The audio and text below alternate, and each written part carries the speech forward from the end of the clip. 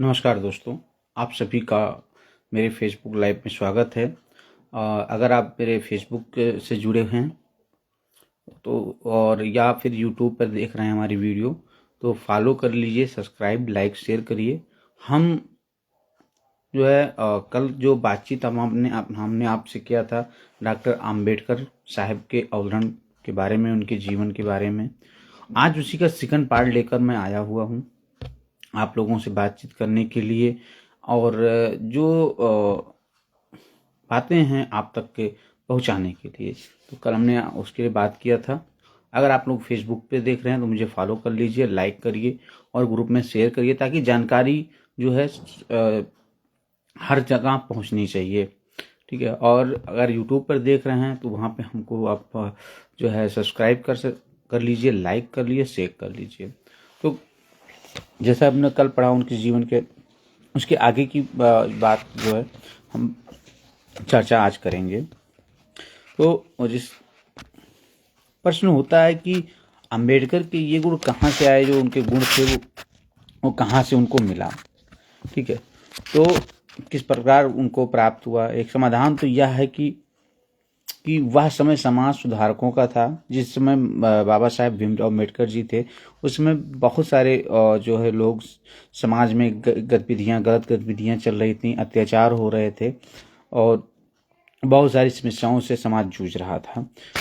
उसमें से अछूत जो थे, जिनको छुआ नहीं जाता था, उनकी अगर वो कहीं जाते थे तो उनको जो है उनके परछाइयों से लोग कतराते थे। उनको पानी पीने की आज़ादी नहीं थी, उनको जो है चप्पल पहनने की आज़ादी नहीं थी, यहाँ तक कि महिलाओं को स्तन ढकने की भी आज़ादी नहीं थी, उसका लगान देना पड़ता था। ऐसे कई समस्याएं से हमारा समाज उस समय जूझ रहा था।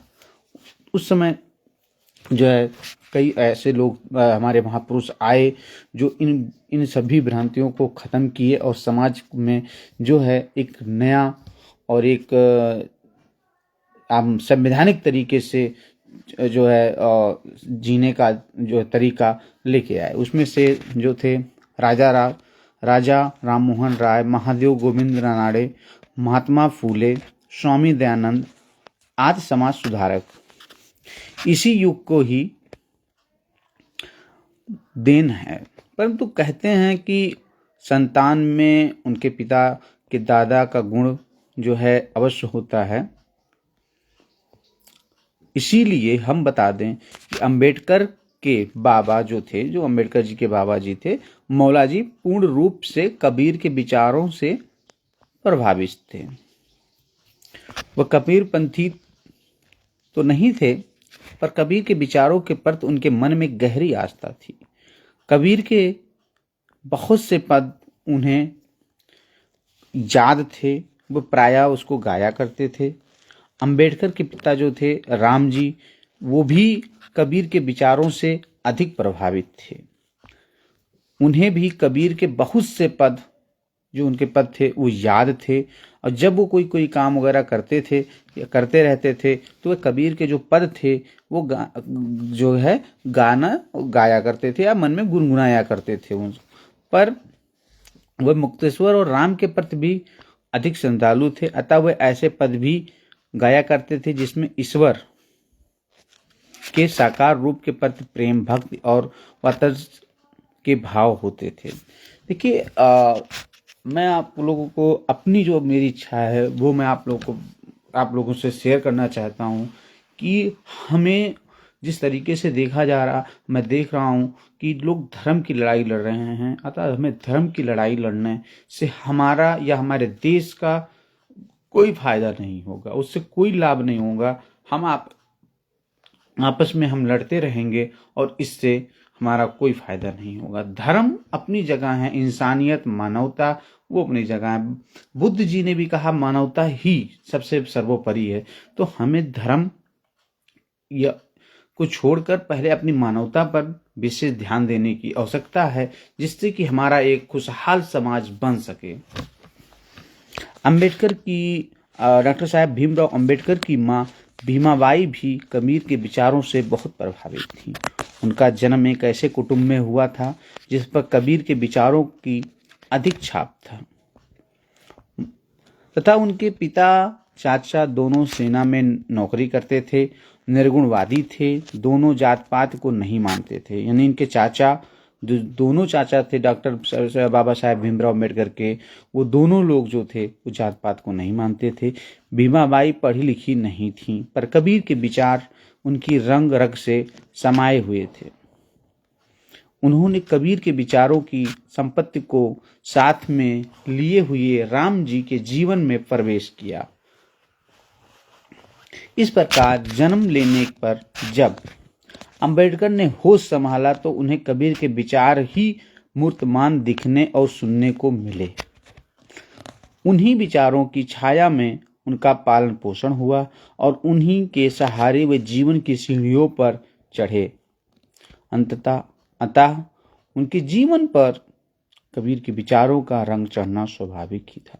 डॉक्टर अंबेडकर के बाबा का नाम मौलाजी सकपाल था। वह फौज में नौकरी करते थे।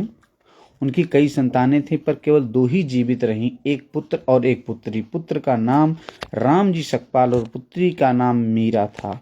रामजी सकपाल का विवाह बम्बई राज्य में जिला थाना मुरादाबाद नामक गांव में एक कुटुंब में हुआ था, जो बहुत दिनों से फौजी जीवन बीतता आ रहा था और जो मालदार भी था। केवल इतना ही नहीं, उस सब पर कबीर के विचारों की अधिक छाप थी। रामजी सकपाल की पत्नी का नाम भीमाबाई था। वह गौरवपूर्ण की नाक नक्श की सुंदर और चमकदार आंखों वाली स्वाभिमानी महिला थी। कबीर पंथ के सिद्धांतों में उनका अधिक आस्था था। रामजी सकपाल और भीमाबाई से कुल 14 संतानों ने जन्म लिया था, पर उनमें कुल 5 ही संतान जीवित रहे, 3 पुत्र और 2 पुत्रियां। पुत्रों में बलराम सबसे बड़ा था, भीमराव सबसे छोटे थे। बीच के पुत्र का नाम आनंद राव था। बहनों में एक का नाम मंजुला और दूसरा का नाम तुलसी था। बाबा साहेब का बचपन अधिक सुखी नहीं रहा। कबीर पंथ से संबंधित इस परिवार में रामजी सकपाल अपने बच्चों को हिंदू ग्रंथों को पढ़ने के लिए विशेष रूप से महाभारत प्रोत्साहित किया करते थे। उन्होंने सेना और अपनी हैसियत का उपयोग अपने बच्चों को सरकारी स्कूल से शिक्षा दिलाने में किया, क्योंकि अपनी जात के कारण उन्हें इसके लिए सामाजिक प्रतिरोध का सामना करना पड़ रहा था।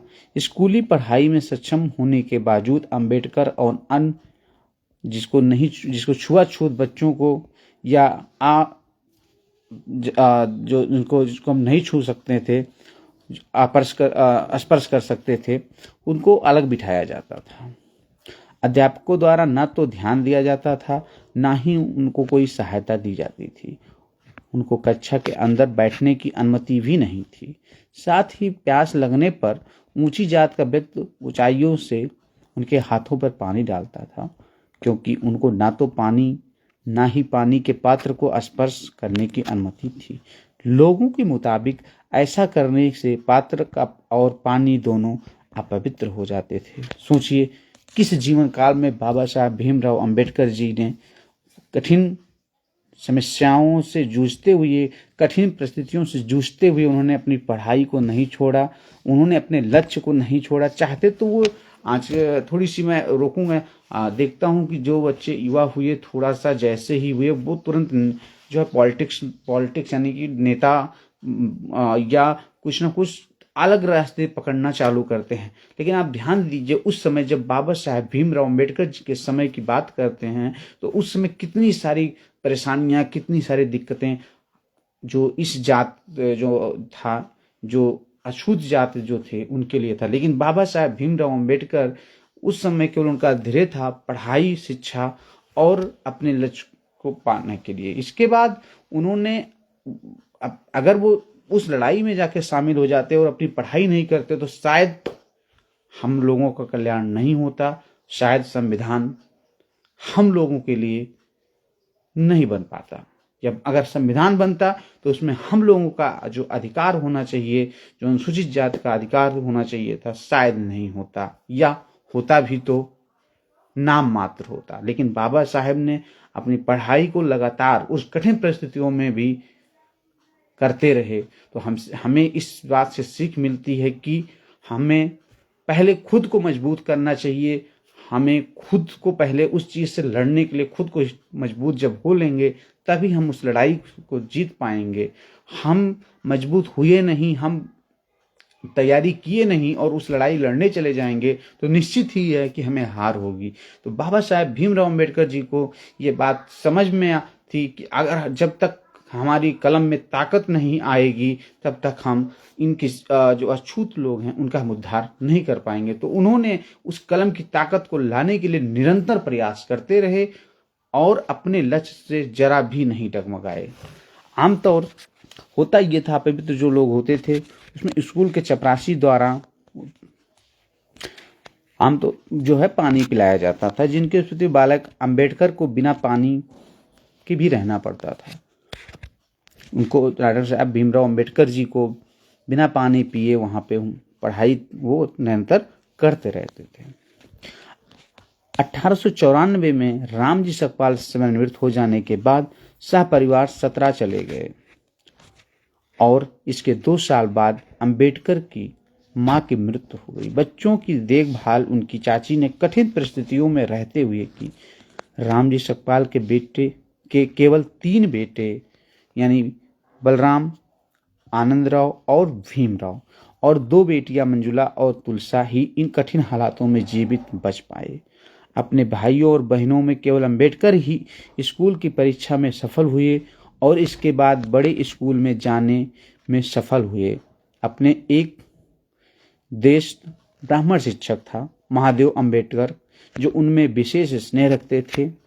उनके कहने पर अंबेडकर अपने नाम से सकपाल हटाकर अंबेडकर जोड़ लिया, जो उनके गांव के नाम अम्बावाड़े पर आधारित था। बचपन में अंबेडकर के हृदय को जो आघात लगा था वह अपने ढंग का एक ही था और वह बड़ा दुखद भी था। अंबेडकर जब 6 वर्ष के हुए उसी समय उनकी मां स्वर्गवासिनी हो गई। बचपन में ही मां के स्नेह से वंचित हो जाना सबसे बड़ा दुख, अतः कहना होगा कि अंबेडकर का बचपन बड़ा ही दुखपूर्ण बीता। रामजी सकपाल 1898 में पुनर्विवाह कर लिया और सपरिवार के साथ बम्बई जिसको कहा जाता था वहां वो चले गए।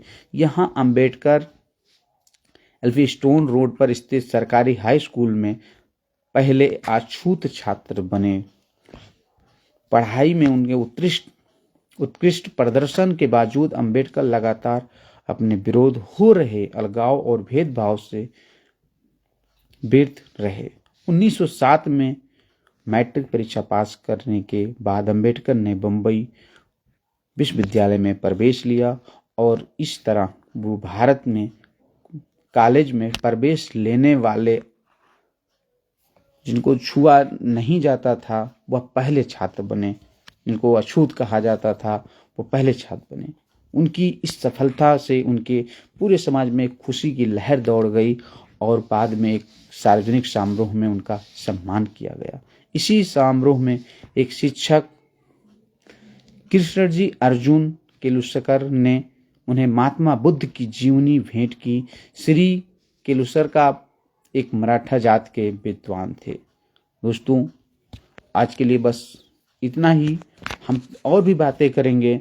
हमने जो ये शुरुआत किया हुआ है, हमने इस पुस्तक से इसको शुरुआत किया है, जिसके जो है लेखक हैं हम आपको बता दें, रजत प्रकाशन से मैंने इसको जो भी बातें जो भी चीज़ें हम आपको बता रहे हैं रजत प्रकाशन से बता रहे हैं, जिनके लेखक हैं तेजपाल सिंह धामा।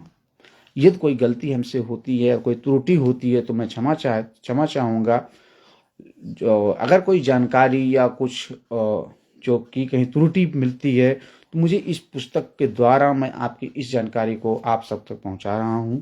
मैं अपने स्वयं का मेरा कोई उसमें रोल नहीं है, मैं इस पुस्तक के द्वारा पहुंचा कि दोस्तों मैं बस इतना ही आपसे लोगों से कहना चाहूँगा कि मेरे चैनल को आप लाइक, फॉलो, सब्सक्राइब, शेयर कर लीजिए।